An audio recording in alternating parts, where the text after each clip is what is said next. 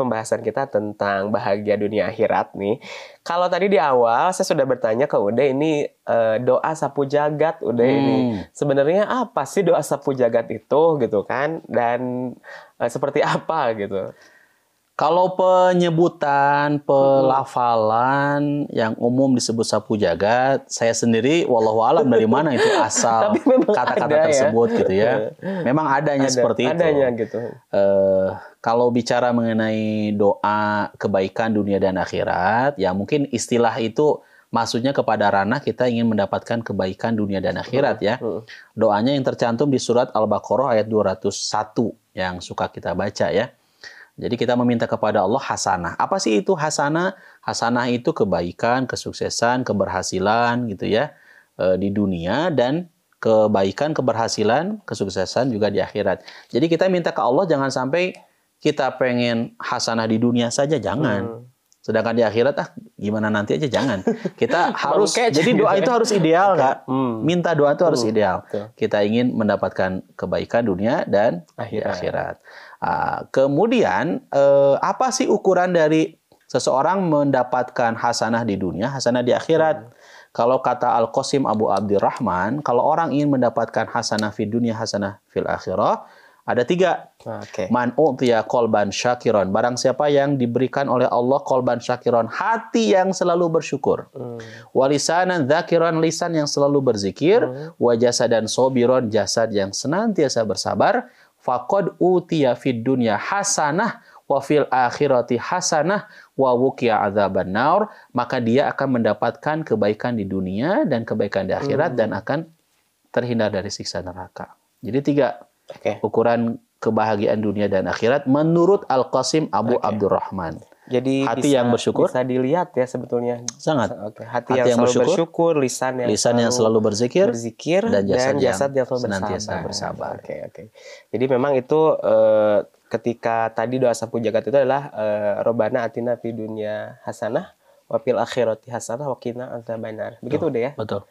Jadi setiap sholat sih insya Allah ya selalu membaca doa itu ya. Ya mungkin itu kalau menurut aku sih maksud sapu jagat itu karena dikumkeun cenah kalau sunat. Jadi tos karangkum dina doa eta sadayana gitu kan. Semuanya sudah terangkum dalam doa tersebut gitu ya.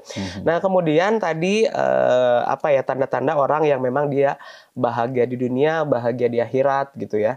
Nah, kemudian andai misalkan orang itu merasa tadi menderita di dunia tapi bahagia di akhirat nih. Ini gimana nih udah ini?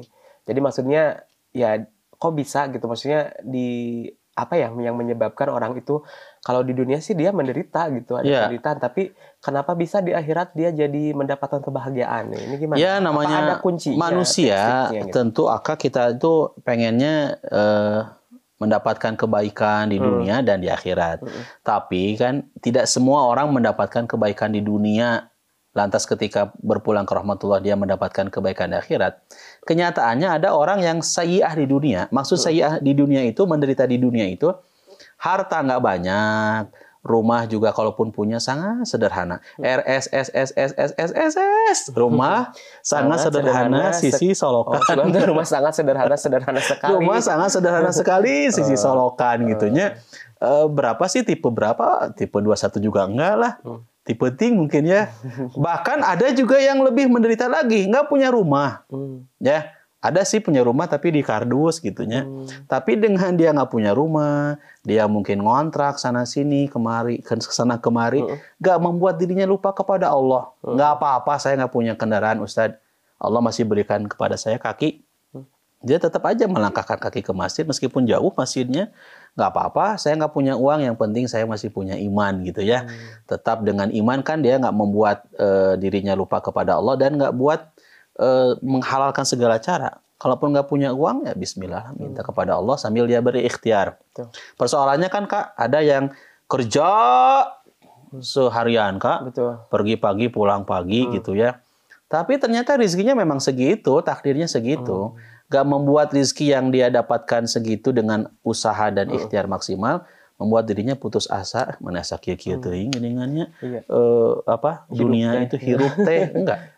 Tetap dia selalu optimis ya, tersenyum meskipun penderitaan dialaminya tak membuat dia kemudian lupa kepada darul akhirah nanti, hari akhir. Ya, tapi satu hal juga nih Ude, kadang memang ketika kita tadi ya bekerja untuk dunia ya, tapi memang dunia itu adalah sebagai kendaraan menuju akhirat begitu Ude ya. Betul. Nah terkadang juga begini, ada orang yang memang misalkan dia sholat 5 waktu itu saking dia sibuknya gitu, tapi dia babat aja nggak satu pun dia nggak mampu gitu ya.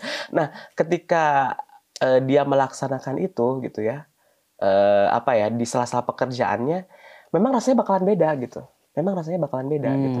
Jadi ini sebuah testimoni juga ya, ketika ada pekerjaan dulu nih, saya bukan tidak sholat ya, tapi tetap sholat, cuman memang ketika ada pekerjaan yang pas saya bekerja itu kan biasanya jam 8 sampai jam 12. Ya. Ada jeda zuhur, ketika itu waktu saya belum memperbaikinya, saya biasanya sholatnya jam 2 aja gitu. Sholat zuhurnya itu jam 2 setelah selesai acara ya. Tapi kalau saat ini biasanya saya bawa sejadah, mau dimanapun, mau acara apapun, saya selalu bilang ketika sebelum acara dimulai, mohon saya minta 15 menit atau 20 menit untuk saya sholat di pas zuhurnya. Keren. Dan memang yang kerasanya memang lebih enak gitu. Nyaman, aslinya ya? Lebih nyaman gitu. Memang saya sholat gitu ya melaksanakan, tapi ketika pelaksanaannya dulu awal-awal nggak enak gitu. Tapi ternyata ketika kita mengkomunikasikan, orang memperbolehkan gitu. Jadi memang ya itu tadi keinginan berarti udah ya, keinginan supaya kita itu tadi bahagia di dunia, bahagia di akhirat, dan juga pekerjaannya itu yang tadi udah bilang tadi tujuannya untuk akhirat gitu kan, ujung-ujungnya seperti itu ya. Jadi ini sekaligus informasi buat pemirsa ya. Kalau mau cari MC, Aka aja.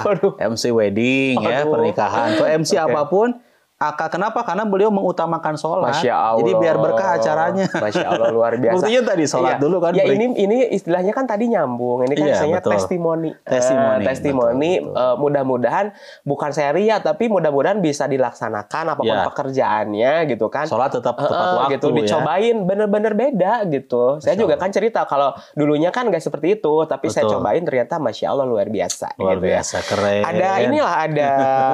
Ada efeknya gitu ya ke psikologis kita gitu. Wah, saya ini juga bisa berteman dengan Aka. Saya juga Masya Allah luar biasa. Ini apalagi nih makin hari makin keren aja, wardrobe-nya nih keren. Oh iya, dari Maidi ya tuh. Dan Maidi ini suka nonton. Oh Masya Allah, ownernya. Pak nih. Assalamualaikum Pak Haji. Beliau namanya Bapak Dr. Haji Yadi Supriyadi. Makanya ini Maidi ya. Maidi. Terima kasih sekali lagi untuk Maidi ya. Oke, baik pemirsa, itulah tadi pembahasan kita tentang bahagia di dunia, bahagia di akhirat. Salah satu cara untuk kita bisa mendapatkan kebahagiaan dunia dan akhirat adalah salah satunya adalah dengan pribadi yang selalu bersyukur, berzikir, dan bersabar. Untuk itu saya Aka Ahmad dan juga Ustaz Dadan Nugraha pamit. Terima kasih banyak sudah menonton Penyejuk Kolbu. Wassalamualaikum warahmatullahi wabarakatuh. Waalaikumsalam warahmatullahi wabarakatuh.